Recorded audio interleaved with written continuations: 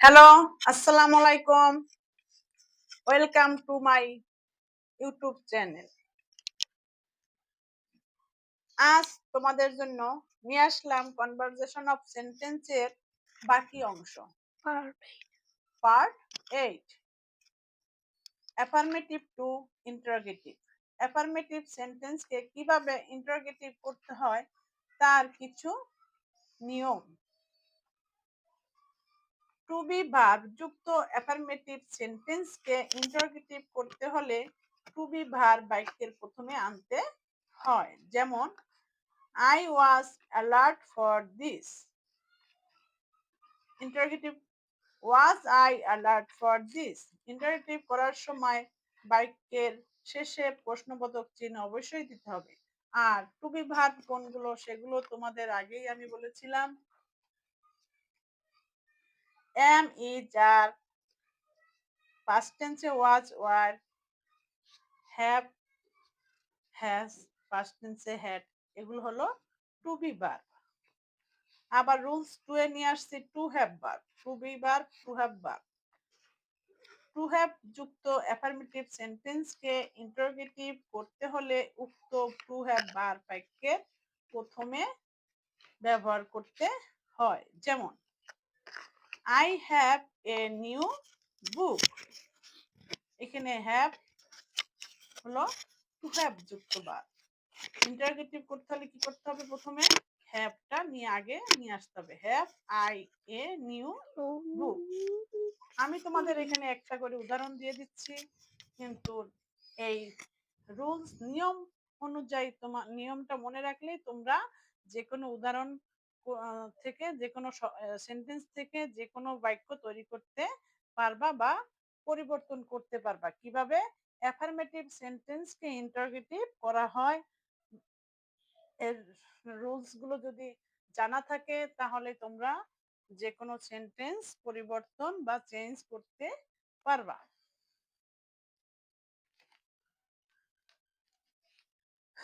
Rules 3, defective verb. Defective verb কোনগুলো? Can, could, will, would, shall, should, may, might, must, use to, would to যুক্ত affirmative সেন্টেন্সকে interrogative করতে হলে উক্ত ভার্বকে বাক্যের প্রথমে আনতে হবে। এখন আমাদের সবগুলো উদাহরণ সবসময় সবগুলি দেওয়া যায় না এতগুলো, তাই স্মরণ রাখতে হবে কোনগুলো? এই শব্দগুলো can, could, will, would, shall, should, may, might এগুলো থাকলে অ্যাফার্মেটিভ সেন্টেন্সকে ইন্টারোগেটিভ করতে হলে প্রথমে এইগুলো নিয়ে আসতে হবে। যেমন you can write, can you write? Rules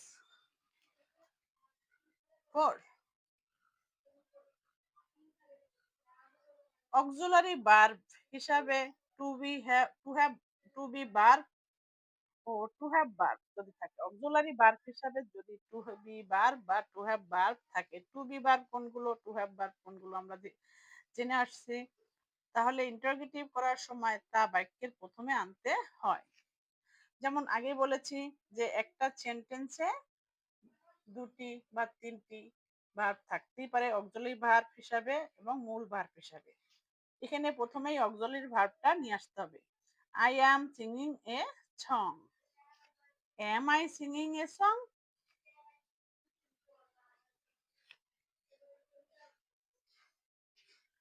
Rules 5, auxiliary verb বিহীন। অক্সিলারি ভার্ব নেই যেগুলোতে অ্যাফার্মেটিভ সেন্টেন্সকে ইন্টারোগেটিভ করতে হলে টেন্স অনুযায়ী ডু, ডিড বা ডাস বাক্যের প্রথমে আনতে হবে। কোথায় ডু হবে, কোথায় ডিড হবে বা ডাস হবে সেগুলো টেন্স অনুযায়ী আমাদের আনতে হবে। আর টেন্স না জানলে তোমরা আবার এগুলো বুঝবে না। টেন্সের ধারা পরবর্তী ভিডিওতে নিয়ে আসবো, তবে তার আগে আমরা এখন দেখি যে কি তবে সাবজেক্ট যদি থার্ড পারসন সিঙ্গুলার নাম্বার হয় তবে প্রেজেন্ট ইনডিফিনিট টেন্সে ডাস বসে। যেমন he eats rice, he third person singular number ভার্বের সাথে এস বা এস যোগ থাকে, তখন ইন্টারোগেটিভ করতে হলে প্রথমে ডাজ নিয়ে আসতে হবে। D O E S, does. Does he eat rice? তখন মূল ভার্বের এই এসটা এখানে আর থাকবে না। আবার আরেকটি উদাহরণ, আলম ওয়েন্ট টু স্কুল। এটা কোন টেন্স? এটা হলো পাস্ট টেন্স। গোর পাস্ট টেন্সে ওয়েন্ট। আলম গিয়েছিল কোথায়? স্কুলে।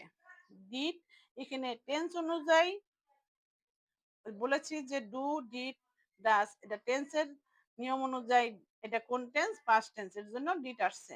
Did Alam go to school? আর এই মূল ভার্বটা তখন প্রেজেন্ট ফর্ম হয়ে যাবে। একটা সেন্টেন্সে মনে রাখবে, একটা সেন্টেন্সে কখনো দুইটা পাস্ট টেন্স হয় না। Did Alam go to school? আজ এ পর্যন্তই বন্ধুরা। সেন্টেন্সের কিছু আরো বাকি অংশ পরবর্তী ভিডিওতে নিয়ে আসবো। আর এই ভিডিওটি ভালো লাগলে প্লিজ লাইক এন্ড সাবস্ক্রাইব করে দিও। ধন্যবাদ।